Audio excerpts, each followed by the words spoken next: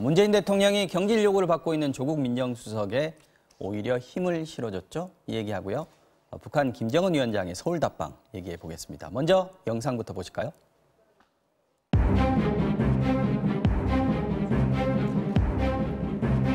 문재인 대통령은 조국 민정수석에게 청와대 안팎의 공직기강 확립을 위해 관리 체계를 강화하는 한편 그 책임을 물어야 할 대상이 조국 민정수석인데 전임 박근혜 정권과 다른 게 하나도 없을 것입니다.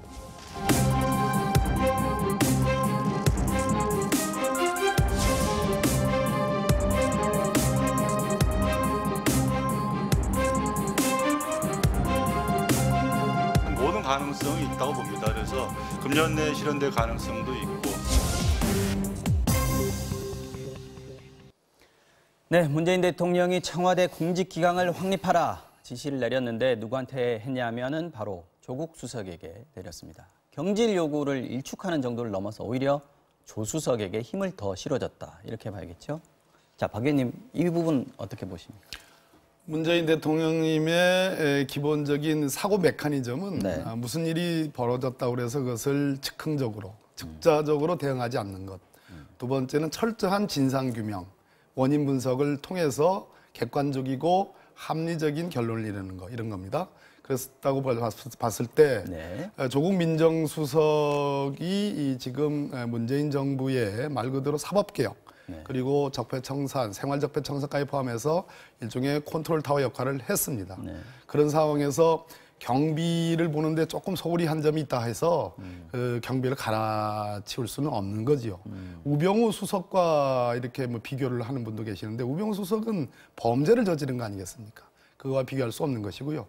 특감반을 좀 말씀드리면 제가 참여정부 1년 차 문재인 대통령께서 민정수석을 하실 때 제가 민정 2비서관, 법무비서관 네. 했습니다. 네. 특감반은 그때 소위 국민의 정부 때의 경찰청에 있던 소위 사직동 팀이 네. 활동의 여러 가지 한계를 드러내면서 좀 더 투명하게 만든 제도가 특감반이었습니다.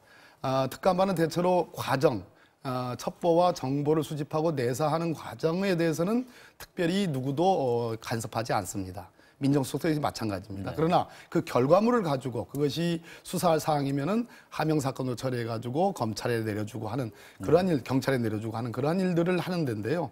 이번에 특감반 문제가 이제 불거졌으니 대통령 말씀대로 조금 더 투명한 방식으로 혹시 접대나 유착, 남용이 있지 않았는지 그 부분을 문제가 된 그 부서의 장인 민정수석이 조국 민정수석이 직접 칼을 대고 해결을 하라라는 저는 그런 지시로 생각합니다. 조국 수석에게 다시 칼을 쥐어준 상황. 지금 뭐 야당에서는 이 부분을 어떻게 보고 계시나요? 그 조국 수석 화면으로 보니까 엄청 잘생겼네요. 진짜 이렇게 보니까. 근데 조국 수석 구하려다가 정권 무너집니다. 두고 보십시오. 레임덕으로 가요, 반드시. 제가 볼 때는 지금 문재인 정부가 신적폐를 계속 아주 창의적인 신적폐를 지금 생산하고 있어요. 신적폐를 의전 비서관이 술 먹고 있다. 술 취해서 운전했죠. 네. 또 청와대 경호하는 사람이 시민을 폭행을 하고 네. 또 감찰반이라는 사람들이 단체로 근무 시간에 골프 치고 말이죠. 네. 그거의 최고 책임자는 일단은 조국 수석입니다. 문제 해결의 당사자예요. 근데 문제의 당사자죠. 문제의 당사자를 문제 해결의 그 열쇠를 또 맡긴다?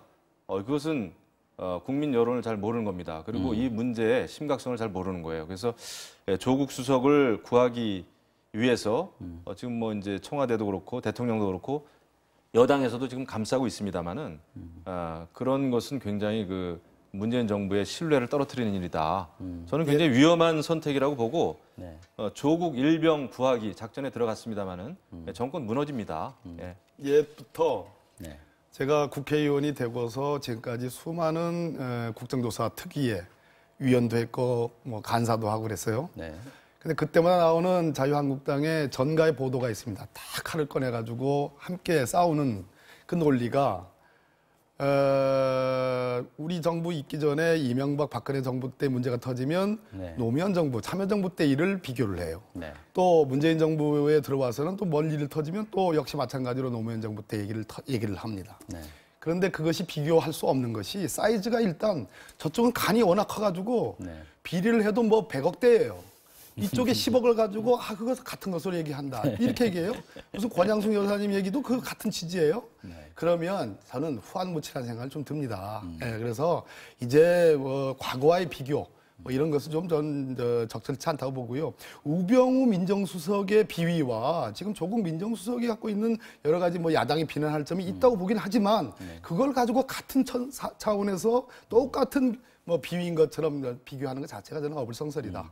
근데 여당에서 그러나, 지금 네. 그러나 분명한 점은 적어도 권한을 주어지면 책임을 지는 것은 분명합니다. 그러니까 어쩌면 조국 수석 입장에서는 이전보다 대통령의 신임을 받음으로써 훨씬 더 고도의 책임을 지금 지우게 되는 거예요.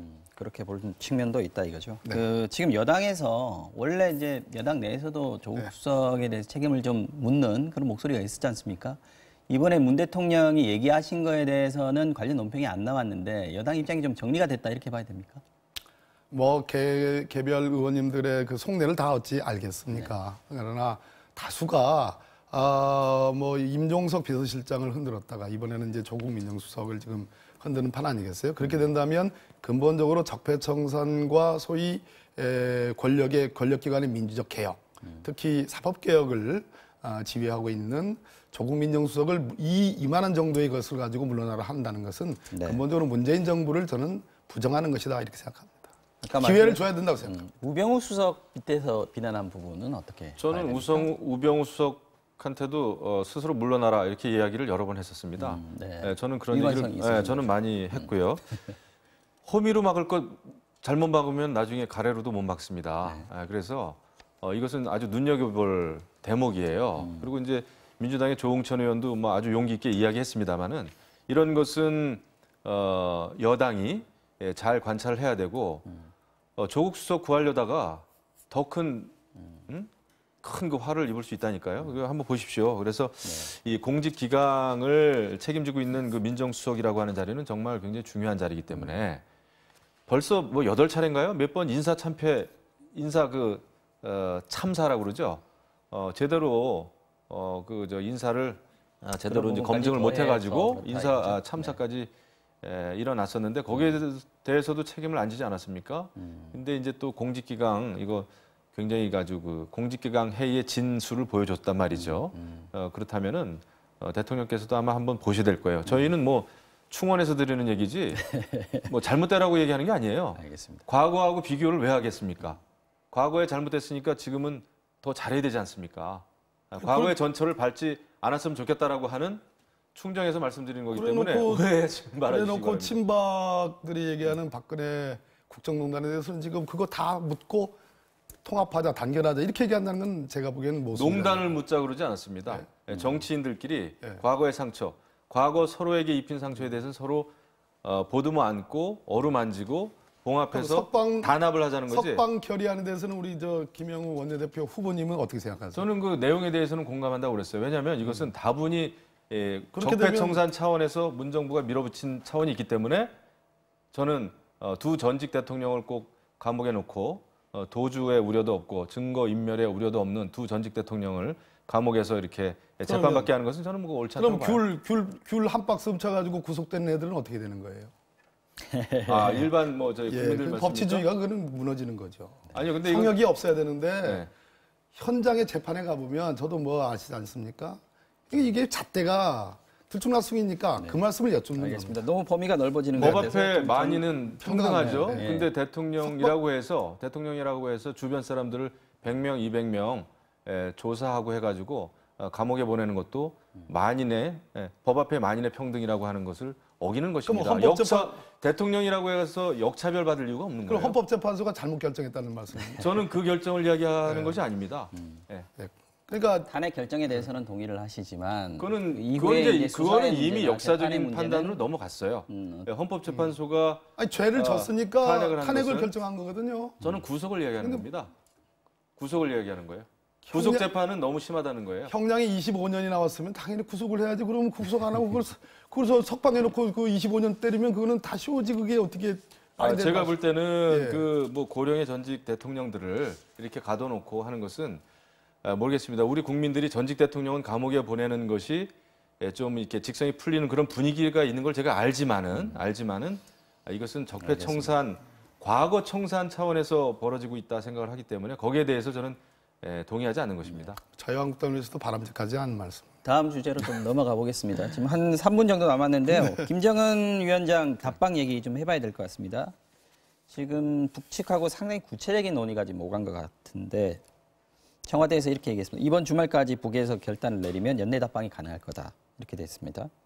홍익표 의원은 8분 응선 넘었다라고 얘기했는데 박 의원님 혹시 뭐 좀 들으신 얘기 없습니까? 뭐 들은 얘기보다는 이제 대통령께서 연내 답방 가능성까지 언급을 하셨으니까 답방은 뭐 기정사실화 되는 것 같고요. 연내 답방이 기정사실화됐다고 아니요, 보시는 저는 답방이 답방은 기정사실화 되는 것 같고 어느 시점이냐 이거는 그냥 순전히 제 추측입니다. 추측 뭐 들은 얘기는 아니고 아마도 내년 초 사실상의 연내라고 볼 수 있는 내년 초 답방이 아닐까 하는 추측은 가져봅니다만 전혀 정보를 갖고 있지 않는 얘기입니다. 내년 초라고 할 수 있는 추측할 수 있는 근거 같은 건 혹시 없을까요? 전혀 인포메이션이 없습니다.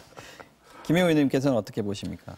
경제가 이 모양인데 네. 김정은 답방한다고 한들 국민들이 환영하겠습니까?